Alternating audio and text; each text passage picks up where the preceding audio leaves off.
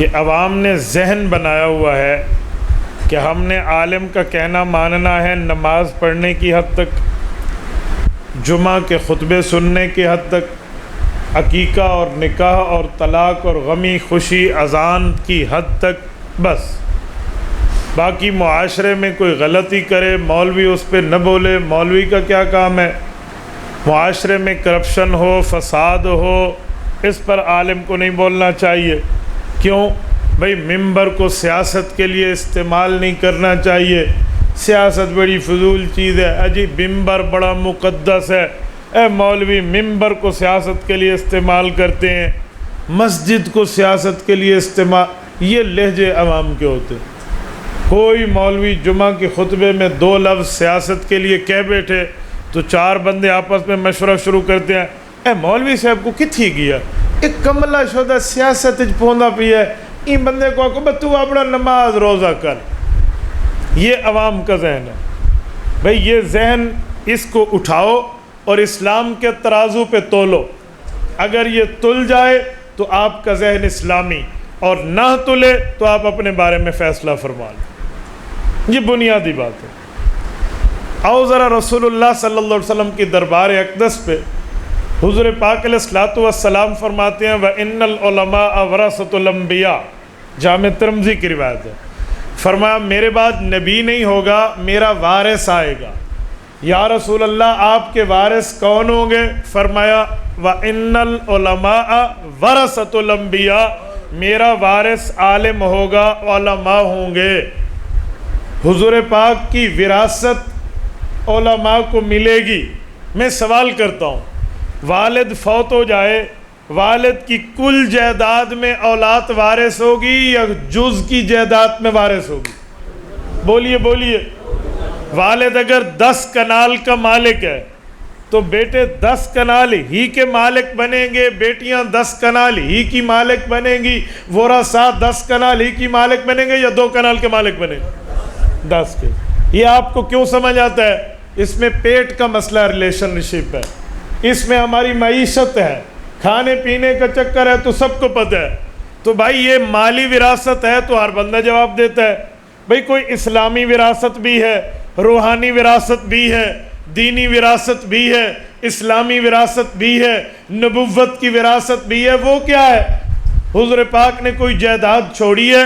کیا حضور پاک نے کوئی کنال، 2 کنال، 4 کنال، 5 کنال، 1 وگا، 1 مربع کوئی زمین چھوڑی ہے؟ کوئی درہم اور دینار چھوڑے ہیں؟ وہ علماء کو وراثت میں ملیں گے تو مولویوں کو دے دو۔ خود اللہ کے رسول فرماتے ہیں ان الانبیاء لم یورثوا دینارا ولا درہما وانما ورثه العلم فمن اخذه اخذ بحظ وافر۔ فرمایا انبیاء کرام دنیا سے جاتے ہیں، وراثت میں پیسہ نہیں چھوڑتے، درہم نہیں چھوڑتے، دینار نہیں چھوڑتے۔ درہم سے مراد چاندی، دینار سے مراد سونا۔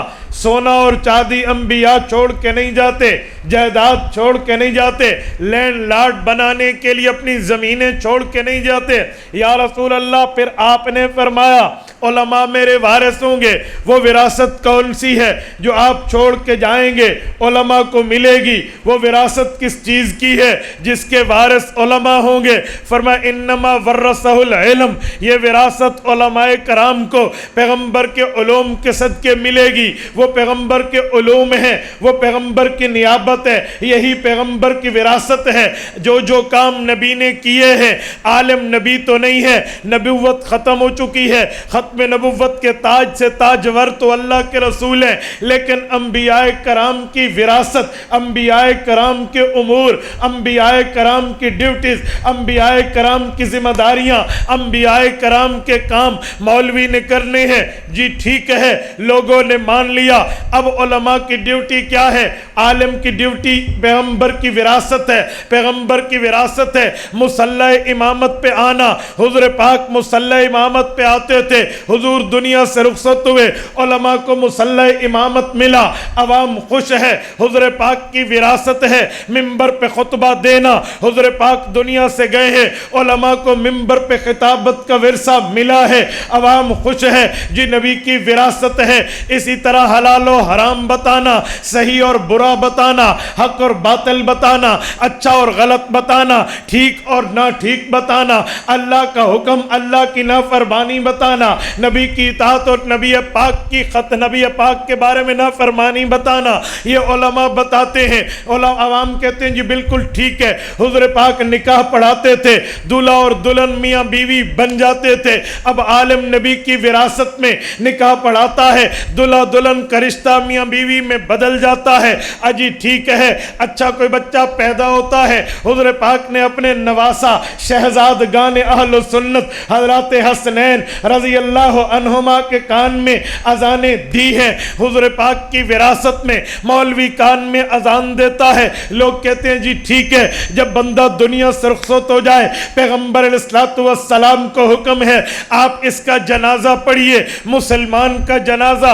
अल्लाह के रसूल पढ़ते थे, विरासत में उलमा को मिला, लिहाजा जनाजा किसी का घर कज़िया हो जाए, वो जनाजे के लिए उलमा को बुलाते हैं, आलिम जनाजा पढ़ता है। मैं पूछने लगा हूँ लैया के गैरतमंद मुसलमानों, क्या पैगंबर की विरासत यही है, सिर्फ मुसल्ला इमामत, सिर्फ मिंबर खिताबत, सिर्फ निकाह पढ़ाना, बच्चे की कान में अजान देना, मर जाए तो उसका जनाजा पढ़ाना? जी नहीं, पैगंबर की विरासत में और बातें भी हैं। जी वो क्या है? रसूलुल्लाह सल्लल्लाहु अलैहि वसल्लम ने जब देखा मक्का मुकरमा में, मैंने 53 साल की जिंदगी गुजारी है, मक्का मुकरमा के लोगों ने दावत में रोड़े अटकाए हैं, तबलीग में रखने डाले हैं, दावत इस्लामिया को फैलाने के लिए जगह नहीं देते, ये कुदरत नहीं देते। वहम्मू बिइखराजिर रसूल, सूरत नंबर 9 सूरत तौबा कहती है कि ये पैगंबर को शहर से निकालने के दर पे हो गए हैं। तो अल्लाह पाक ने रसूलुल्लाह को हुक्म दिया है कि आप मदीना मुनव्वरा आइए। मदीना मुनव्वरा हुजूर क्यों आए हैं? मदीना हुजूर को बतौर स्टेट मिला है, मदीना मुनव्वरा हुजूर को बतौर कैपिटल मिला है, मदीना मुनव्वरा रसूलुल्लाह को बतौर खिलाफत मिला है, बतौर हुकूमत मिला है, बतौर इक़्तिदार मिला है, बतौर रियासत मिला है। पैगंबर इस्लाम आए हैं, मदीना की सरबराही लेकर आए हैं, मदीना की सरबराही मिली जब अल्लाह के रसूल दुनिया से गए हैं। 11 लाख मुरब्बा मील पर पैगंबर की हुक्मरानी का फरेला रहला रहा था, 11 लाख मुरब्बा मील तक पैगंबर की हुक्मरानी का झंडा लहरा रहा था। रसूल पाक की हुक्मरानी सिर्फ मदीना में नहीं थी, यमन के लोग आए थे, हमें हुक्मरान चाहिए। हजरत मुआज़ इब्न जबल को अल्लाह के रसूल ने काजी बनाकर भेजा था। अबू दाऊद की रिवायत है, लम्मा बासन नबिय्यु मुआज़न इलल यमन, अल्लाह के रसूल ने हजरत मुआज़ को यमन भेजा था। हुजूर पाक ने काजी क्यों तय किया, चीफ जस्टिस क्यों तय किया, काजी उल कुज़्ज़ात क्यों तय किया, जज क्यों तय किया, एज ए मजिस्ट्रेट क्यों भेजा? उसकी वजह हुजूर पाक ने हुक्मरानी को अपने हाथ में रखा था, वहां पे भेजा। हज्जतुल विदा से 1 साल पहले अल्लाह के रसूल ने हजरत अबू बकर को भेजा, जाओ मक्का मुकरमा में कह दो ला यतूफन बिल बैत उरियाना, आज के बाद काफिर नंगी हालत में काबतुल्लाह का तवाफ नहीं कर सकेगा। और उसके बाद कह दो फसीहु फिल अर्ज़ अर्बात अशहुर, 4 महीने मोहलत है, कुफ्फार ने हरम में दाखिल नहीं होना। अबू बकर ने ऐलान किया है और फिर ऐलान कर दो अगले साल हुजूर पाक खुद हज पर आएंगे। जब रसूलुल्लाह हज पर आए थे, हजरत अली जुल मुर्तजा हुजूर के चचा जात भी हैं, हजरत अली जुल मुर्तजा हुजूर के सहाबी भी है, हजरत अली जुल मुर्तजा हुजूर के दामाद भी हैं, सारे हुजूर के साथ मदीना मुनव्वरा से चले हैं, जुल्हुलैफा पे ihram बांधा है, मक्का हज पे गए हैं। अली जुल मुर्तजा मदीना में नहीं है, जुल्हुलैफा पे नहीं है, अली जुल मुर्तजा यमन के एक कोने में मुल्क के शाम के इलाके में है। भाई अली को वहां क्यों भेजा? वहां के लोगों का फैसल बना के, वहां के लोगों का जज बना के हुजूर पाक ने हजरत अली को भेजा था। ये पैगंबर की हुक्मरानी थी। वहां से हजरत अली आए हैं, बतौर गवर्नर वापस आए, रसूल अक़दस सल्लल्लाहु अलैहि वसल्लम के पास अपनी रियाया को लेकर आए। इसी तरह अल्लाह के रसूल ने हजरत अला बिन हज़रमी रजी अल्लाह अन्हु को जजीरा भेजा था, वहां की हुक्मरानी हजरत अला के हवाले की थी।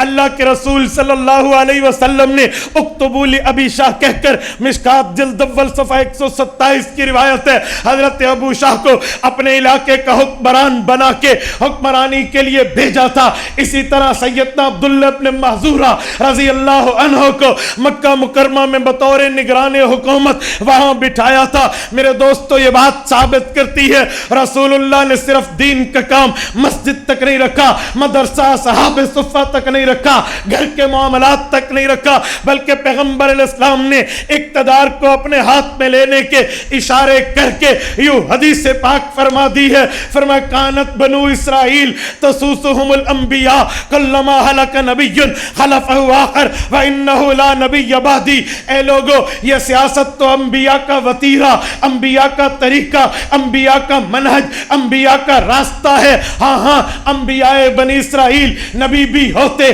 سیاستدان بھی ہوتے۔ اللہ کے رسول نے فرمایا جب ایک نبی دنیا سے رخصت ہوتا رب دوسرے نبی کو بھیجتے، وہ نبی بھی ہوتا، سیاستدان بھی ہوتا۔ فرمایا میں نبوت میں آخری ہوں، میرے بعد نبی تو نہیں آئیں گے، میرے خلفاء میرے نائبین آئیں گے، میری نیابت کے منصب کو سنبھال کر امت کو بتائیں گے۔ تو امت کے علماء جیسے پیغمبر کے مصلی کے وارث، جیسے پیغمبر کے منبر کے وارث، جیسے پیغمبر اسلام کے خطبہ نکاح، خطبہ عیدین، خطبہ اسی طرح خطبہ جمعہ، اسی طرح جنازہ، اسی طرح اذان، نکاح و طلاق کے مسائل کے وارث ہیں، تو علماء اقتدار کے بھی پیغمبر کی طرف سے وارث ہیں۔ یہ میں نے کیوں کہا ہے؟